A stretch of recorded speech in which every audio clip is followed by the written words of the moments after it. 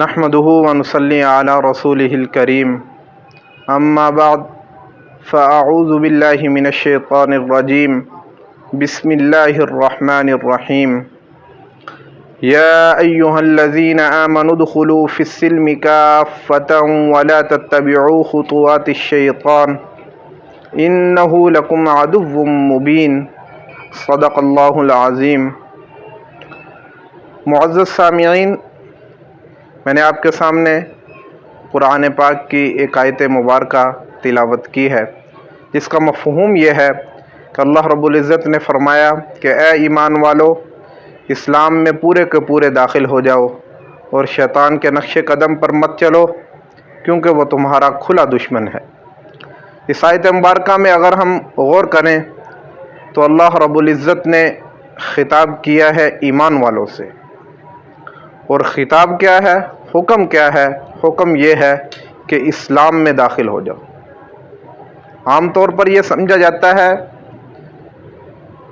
کہ ایمان اور اسلام ایک ہی چیز ہے،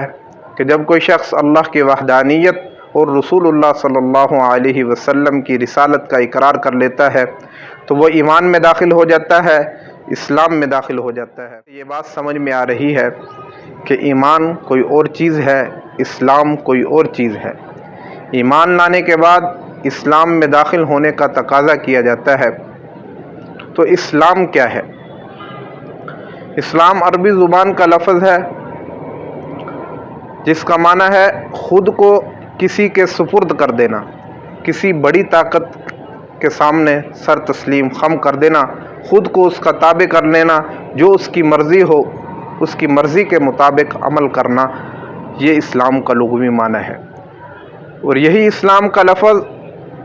قرآن پاک میں سورہ صافات کے اندر اللہ رب العزت نے حضرت ابراہیم علیہ السلام کے واقعہ میں ذکر کیا ہے۔ وہ واقعہ یہ ہے کہ اللہ رب العزت نے حضرت ابراہیم علیہ السلام کو حکم دیا کہ وہ اپنے پیارے بیٹے کو اللہ کے راستے میں قربان کر دیں، ذبح کر دیں۔ تو حضرت ابراہیم علیہ السلام نے فوری طور پر اللہ کے حکم کی تعمیل کی اور اپنے بیٹے سے جا کر سوال کیا، اور یہ سوال کرنا کوئی اس غرض سے نہیں تھا کہ بیٹے کی رائے معلوم کروں گا، اگر اس کی رائے ہوئی تو پھر اس پہ عمل کر لوں گا، بلکہ یہاں پر بیٹے کا امتحان مقصود تھا۔ تو جا کر اپنے بیٹے سے سوال کیا، یا بنی انی اری فی المنام انی اذبحک فانظر ماذا تری، کہ اے بیٹے، میں نے خواب میں دیکھا ہے کہ میں نے تجھے اللہ کے راستے میں ذبح کر دیا ہے، اور نبی کا خواب وہی ہوتا ہے، اللہ کا حکم ہوتا ہے، تو بتاؤ اب تمہاری کیا رائے ہے؟ تو وہ بیٹا بھی پھر خلیل اللہ کا بیٹا تھا، تو اس بیٹے نے بھی فوری طور پر جواب دیا، یا ابت افعل ما تؤمر، اے ابا جان، آپ کو جس چیز کا حکم دیا گیا ہے آپ اس کی بجا آوری کیجئے۔ باقی رہی میری بات کہ اس حکم کی تعمیل میں مجھے تکلیف پہنچے گی تو ستجدنی انشاءاللہ من الصابرین، تو انشاءاللہ آپ مجھے صبر کرنے والوں میں پائیں گے۔ تو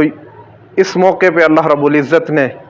بڑے خوبصورت انداز میں فرمایا، فلما اسلم وتلہ للجبین، کہ جب وہ دونوں مسلمان ہو گئے، جب دونوں نے اللہ کے حکم کے سامنے سر تسلیم خم کر دیا، وتلہ للجبین، اور اس نے بیٹے کو پیشانی کے بل لٹا لیا، تو یہ ہے اسلام۔ اگر ہم اپنی عقل کے معیار پر پرکھنا چاہیں تو عقل کبھی بھی اس بات کی اجازت نہیں دیتی کہ ایک باپ اپنے بیٹے کے گلے پہ چھری چلا دے، لیکن جب اللہ کا حکم آیا تو ابراہیم علیہ السلام نے اپنی عقل کے گھوڑے نہیں دوڑائے، بلکہ اللہ کے حکم کے سامنے سر تسلیم خم کر دیا، اور اس کو اللہ رب العزت نے فرمایا کہ یہ اسلام ہے، فلما اسلما۔ تو اگر ہم اللہ کے حکم کے سامنے اپنی عقل کے گھوڑے دوڑائیں گے کہ اللہ کے حکم کو پہلے ہم اپنے عقل کی بنیاد پر پرکھ کے دیکھیں گے کہ وہ حکم ہماری عقل میں آتا ہے یا نہیں، اگر ہماری عقل میں آ جائے تو ہم اس پر عمل کریں گے، ورنہ نہیں، تو یہ پھر خدا پرستی نہیں، یہ عقل پرستی ہے۔ اور خدا پرستی یہی ہے کہ اللہ کا حکم آ جائے تو فوری طور پر سر تسلیم خم کر دیا جائے، تو یہ اسلام ہے۔ تو اس مفہوم کے مطابق اس آیت مبارکہ کا مطلب یہ ہوا کہ صرف اسلام میں حقیقی طور پر داخل ہونے کے لیے صرف اللہ کی وحدانیت اور رسول صلی اللہ علیہ وسلم کی رسالت کا اقرار کافی نہیں ہے، بلکہ اس اقرار کے بعد اپنی پوری زندگی کو اللہ کے حکموں اور رسول اللہ صلی اللہ علیہ وسلم کی تعلیمات کے تابع کر دینا، یہ ہے حقیقی معنوں میں اسلام میں داخل ہونا، کہ انسان کا ہر عمل، خواہ وہ عمل عبادت کے قبیل سے ہو، خواہ وہ عمل معاملات، معاشرت اور اخلاق کے قبیل سے ہو، ہر عمل اللہ کے حکموں اور رسول صلی اللہ علیہ وسلم کی تعلیمات کے تابع ہوگا تو پھر حقیقی معنوں میں اسلام میں داخل ہوگا۔ اللہ رب العزت سے دعا ہے کہ وہ ہمیں حق کو سمجھنے اور اس پر عمل کرنے کی توفیق عطا